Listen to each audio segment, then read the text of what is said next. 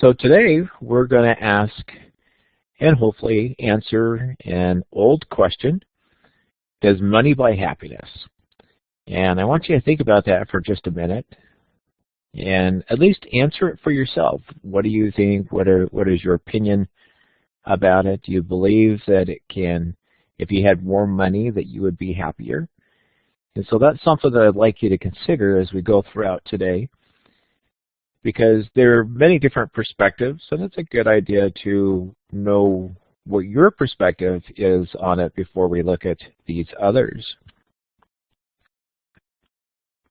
The reality is, as a professor, someone who's gone around and met a lot of different people and a lot of different types of people, a lot of different groups from a lot of different cultures, it's a very common question that people ask is, how can I be happy? And some people believe that money is the answer to that.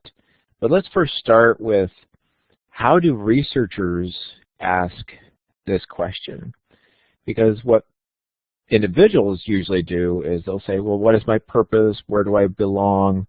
And they're searching for these things many times because they feel that it'll make them happy. And a lot of people turn to good things to make them happy. They turn to their families. They turn to being good parents to make them happy. But some people turn to other behaviors, such as drugs or sexual addictions, because they're not happy many times.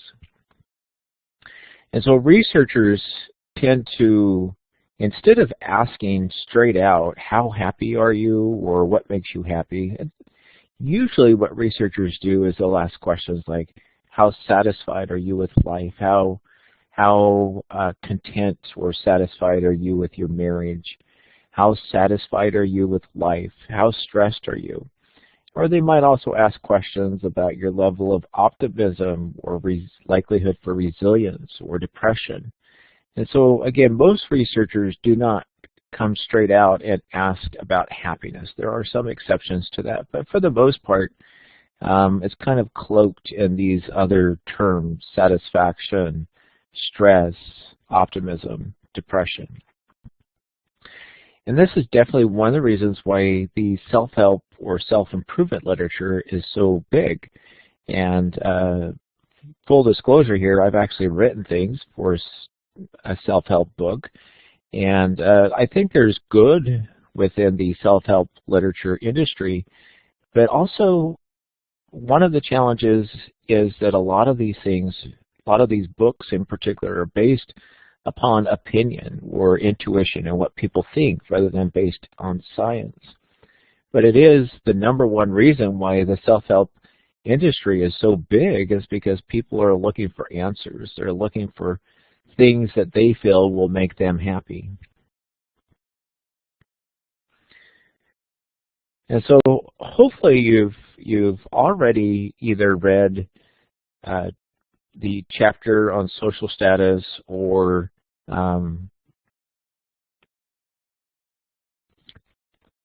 have listened to the previous lecture for that chapter. And the bulk of much of what we've learned from social status is that poverty is associated with just about every negative effect. So everything from low birth weight to crime to conflict within the family to likelihood for depression to the likelihood for domestic violence to the likelihood of poor academic achievement. And so really just about everything that we could think of is linked to poverty. And so that's why many social scientists are so concerned about poverty, is that families who live in poverty are at greater risk for a lot of these negative things than those who aren't living in poverty. And it's important to understand that there's a correlation. It's not fate. So I often give the analogy, and it's not the best analogy for this, but I think it'll make the point here, is that there is a correlation or link between speeding and getting into a or let's say there's a correlation between speeding and getting tickets, that the more often we speed, the more likely we are to get tickets. And yet, even though there's that relationship or that connection there between those two things, most people, and most of the time when we speed, we don't get a ticket. And so just because people live in poverty, even they're at greater risk for these things, it doesn't mean that it's automatically going to happen.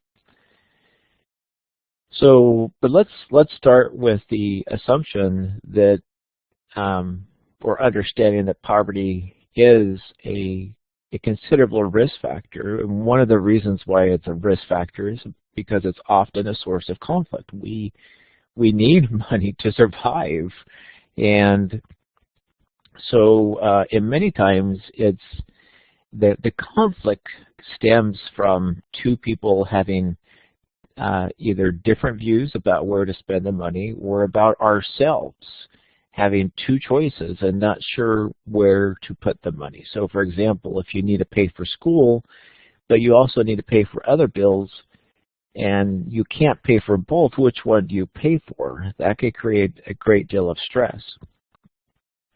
So that would be the intrapersonal. Interpersonal conflict is conflict between two people.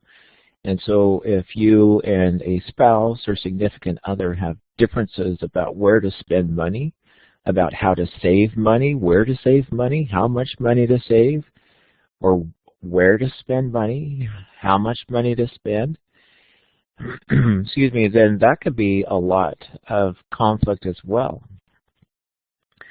So there's a lot of people who say, hey, you know, I don't need money to be happy. Well, most of us aren't really willing to test that assumption. Most of us are not willing to give up money. I mean, that's one of the reasons why many of us go to college in the first place, is so that we can get a good job, a good paying job. And so we do know that money is important, but the question is, for those who do not have money, what are their options for still being happy? And the flip side of that is also true, is having a great deal of money, would that make you happy?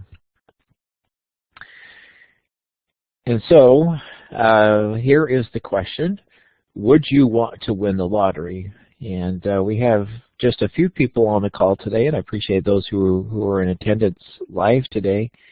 And I would like to ask you a question, and if you're willing to participate, I'd really appreciate it, but it's not required. There's a question here that asks, would winning the lottery make you a happier person? And the answers are A, B, or C. Would each of you mind answering that question? Again, it's voluntary, it's not required, but would winning the lottery make you a happier person?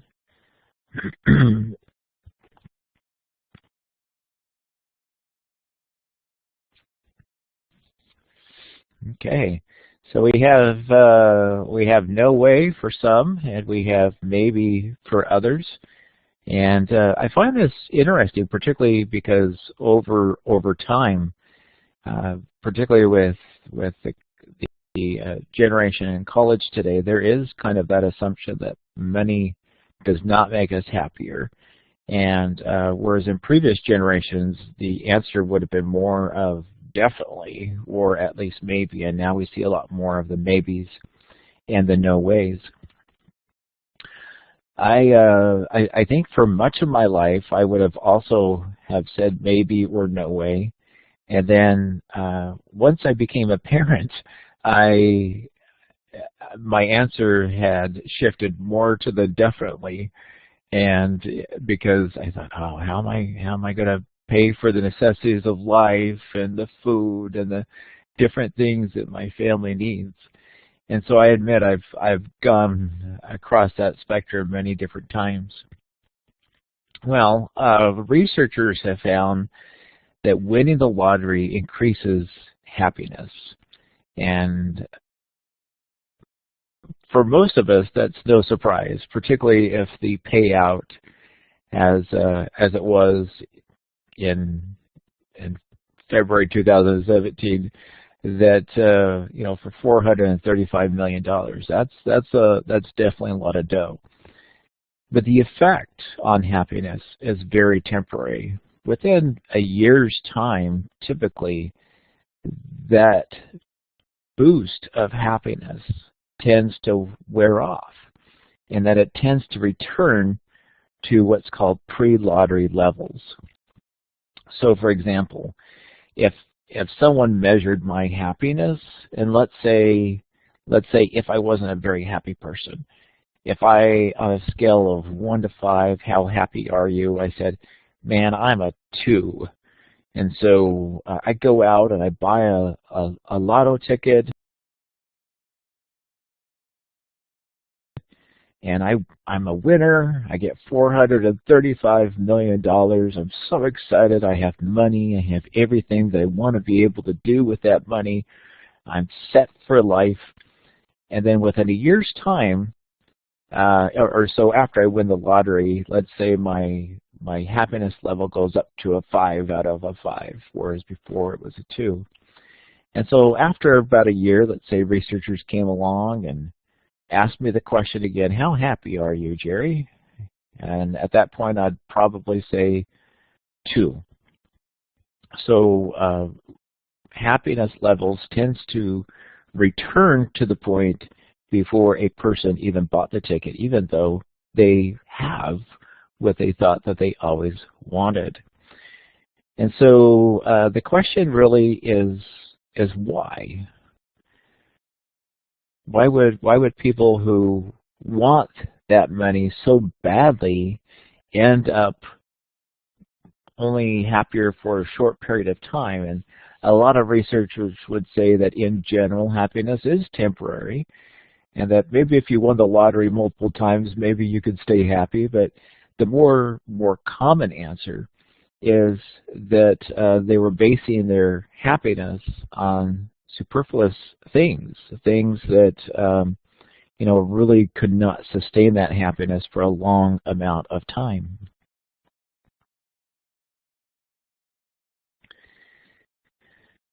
And so some other perspectives is that when we're looking at long-term happiness, that is much more complicated or complex than short-term happiness.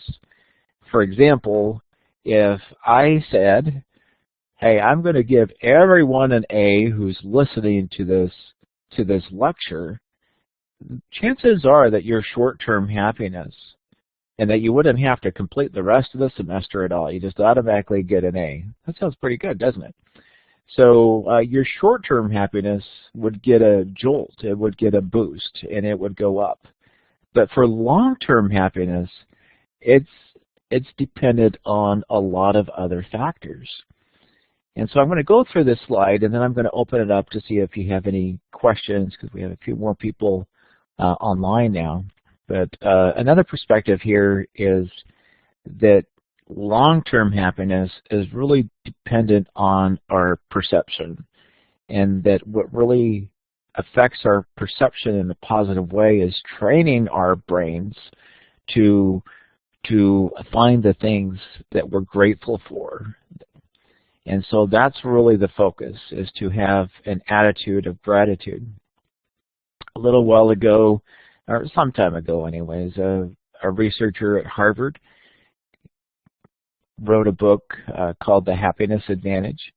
And he found what was interesting for him is when he went to Harvard, he was surprised that he got in, and he was so excited about it, and he was really happy. Whereas there's a lot of other people who were at Harvard who just like, oh, well, my mom and my dad, they expected me to come here, and I just always thought I was going to come here anyways. And so he was just shocked. He thought, man, you guys are at Harvard. What's wrong with you guys? And so from some of his research, he essentially came to the conclusion that many of us already recognize, is that happiness is a choice, that people can choose to be happy, and that it's really based on our perception and what we choose to focus on. So if we focus on negative things, then we're not going to be happy. And if we choose to focus on positive things, then we're more likely to be happy. The next thing here has to do with acceptance of others and acceptance of self. And, part of this is the concept of tolerance, but what I really mean by acceptance is letting things go. So, on those bad days, do we just ruminate on those times or about those people who have ticked us off, that person who has cut us off in traffic? Or we just say, that person, that event, that experience, that pain, it's not worth me hanging on to it. I'm going to let it go, and I'm not going to worry about it anymore. And many times the reason why people are not willing to let it go is because they feel like they have to control their destiny, and okay, well, this isn't going well for me, so I'm going to make this person like me. I'm going to make this person respect me. I'm going to make sure that I'm going to win this person's love. And so many people try to control things or the past, which is, of course, impossible, as well as, unfortunately, controlling others to get the conditions in a way that they think will make them happy. And then very similarly, all of these are overlapping here, is that happiness is based on internal rather than external things. So again, what we focus on is more important for our happiness than outside things. And there's a lot of research out there about consumerism. Consumerism, there's a lot of different ways of looking at it, but the perspective that I'm taking here is that what happens with a lot of people is they think that if they just buy more things that they'll be happier. That new shiny truck or that new iPhone, once I get that, just once I get these things, that I'm going to be happier. And for most people who are caught up in that, well, I'm having a bad day, I'm going to go out and just buy something. Now, people who are focused on purchasing things in order to make them happy, it's kind of like winning the lottery, that their short-term happiness might go up, but it doesn't really do anything to improve their long-term happiness. And so there's some basic ideas here that having our current needs met leads to temporary happiness. For example, when I'm hungry, if I eat, I'm happy. If I need a job and I get a job, I'm happy. If I fall in love, I'm happy. If I win the lottery, I imagine I'd probably be happy on a temporary basis. Okay, well, I'm going to boost your short-term happiness at this time by letting you know that that's all we have today. So thank you very much, everyone, for your attendance and participation. I hope you have a wonderful day, and feel free to email me if you have any questions. Take care. Bye-bye.